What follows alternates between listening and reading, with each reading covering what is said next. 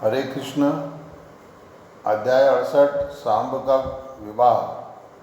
श्री सुखदेव गोस्वामी ने कहा, हे राजन, जाम्बवती के पुत्र सांब ने दुर्योधन की पुत्री लक्ष्मणा का स्वयंवर सभा से अपहरण कर लिया।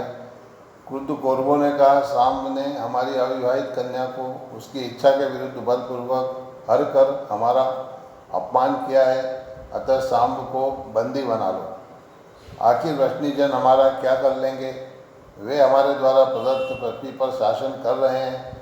यह सुनकर कि उनका पुत्र पकड़ा गया है, यदि वृष्णिजन यहाँ आते हैं तो हम उनके घमंड को तोड़ डालेंगे।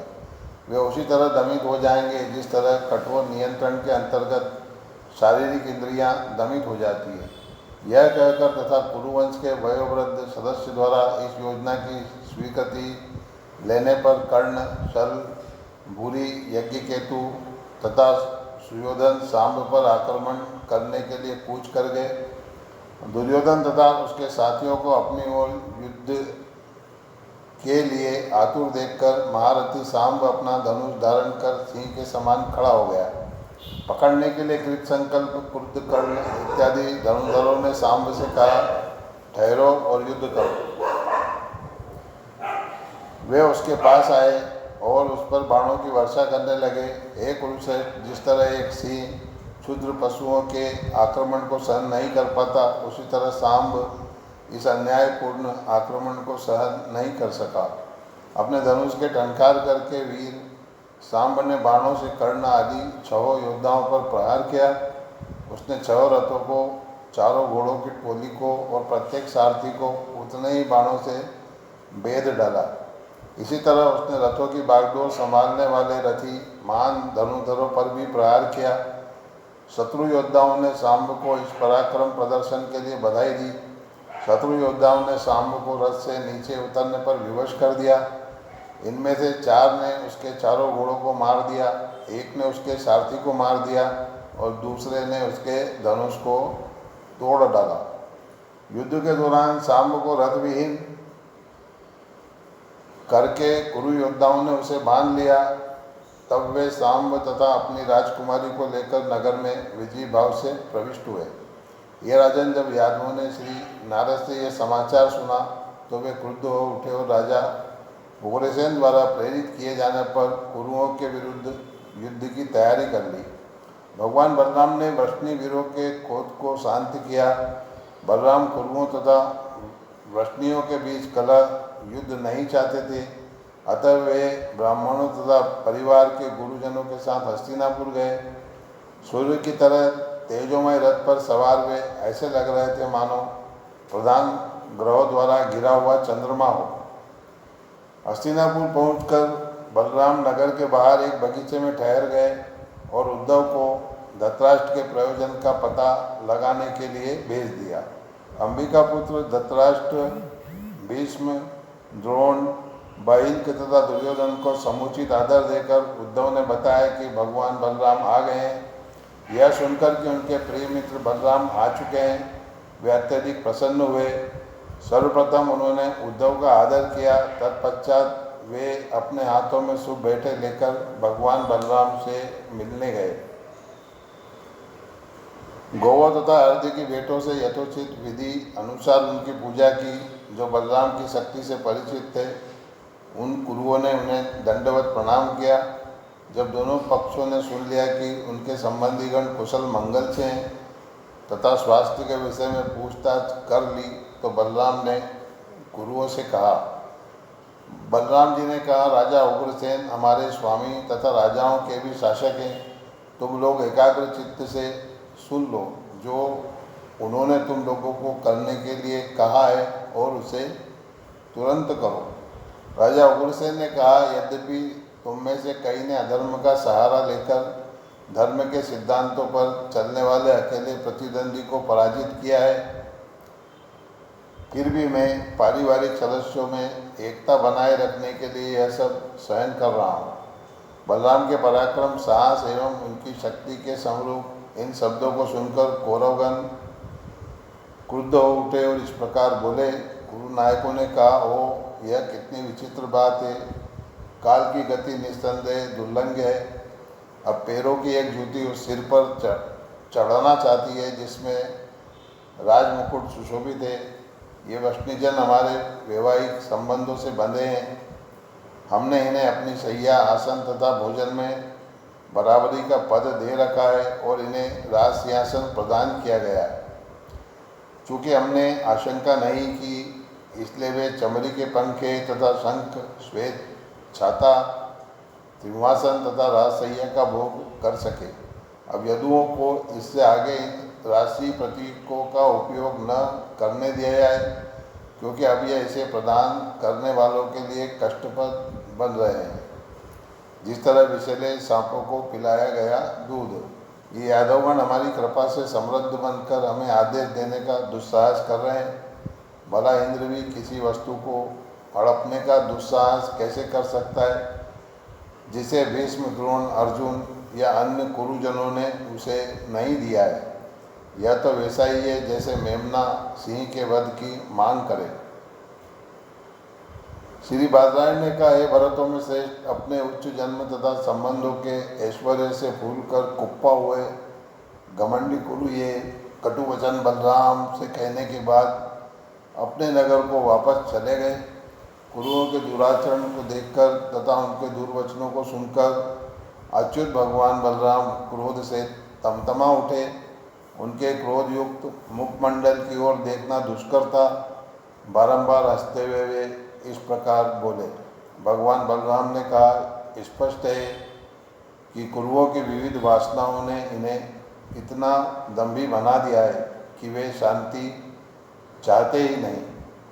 तो फिर इन्हें शारीरिक दंड द्वारा समझाना बुझाना होगा, जैसे लाठी से पशुओं को सीधा किया जाता है।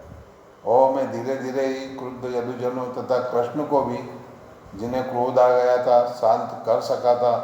मैं इन कौरवों के लिए शांति की कामना करते हुए यहाँ आया, किंतु ये इतने मूर्ख स्वभाव से कलहप्रिय तथा दुष्ट हैं कि इन्होंने बारंबार मेरा अनादर किया।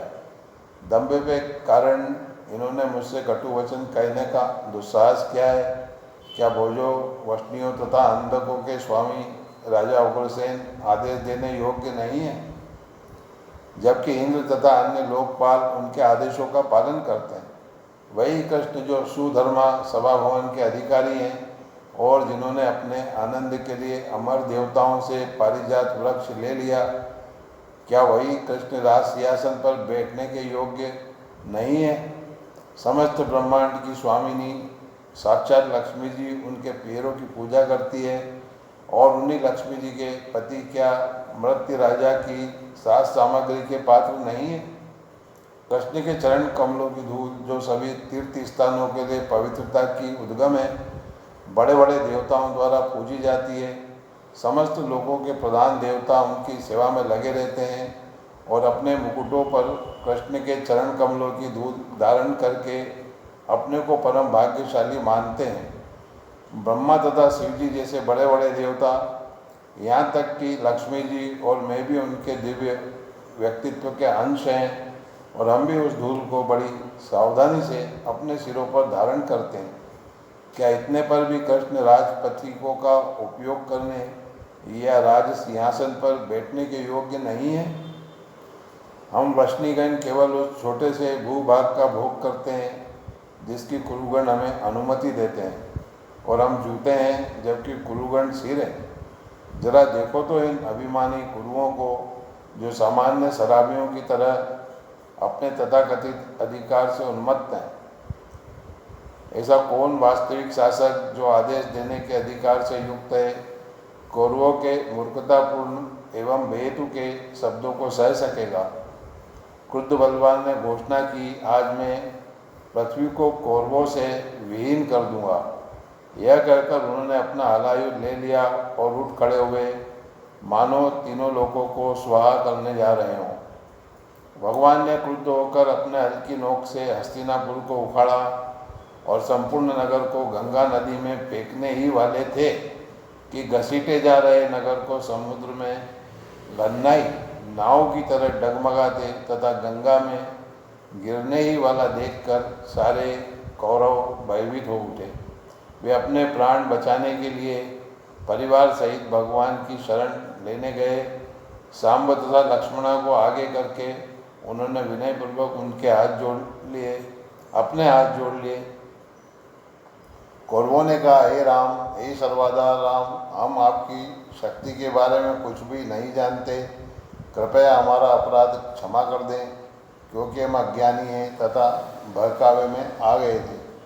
आप अकेले जगत का सृजन, पालन तथा संहार करते हैं और आपका कोई पूर्व हेतु कारण नहीं है।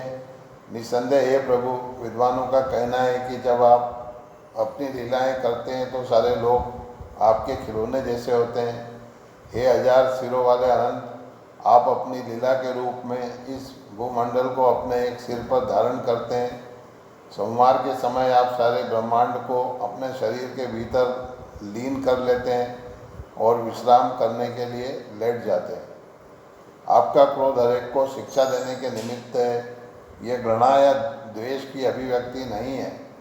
हे परमेश्वर, आप शुद्ध सतोगुण को धारण करते हैं और इस जगत को बनाए रखने तथा इसकी रक्षा करने के लिए ही क्रुद्ध होते हैं। हे समस्त जीवों के आत्मा, हे समस्त शक्तियों को धारण करने वाले, हे ब्रह्मांड के अव्यय सृष्टा, हम आपको नमस्कार करते हैं और आपकी शरण ग्रहण करते हैं।